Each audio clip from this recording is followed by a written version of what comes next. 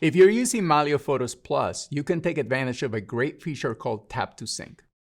Right now I'm on my laptop, and I want to take this laptop with me to the coffee shop and work on editing some photos.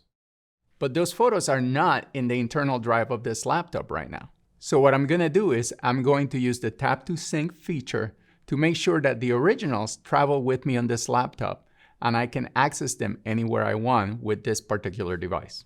While in folder view, I'm going to go to the More menu, and under Annotations, I have the option to turn on Tap to Sync.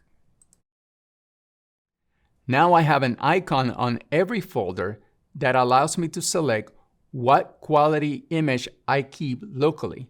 In this case, I'm going to switch the photos for the Iceland 2016 folder to store as originals on this device. And Mylio Photos will take care of the rest.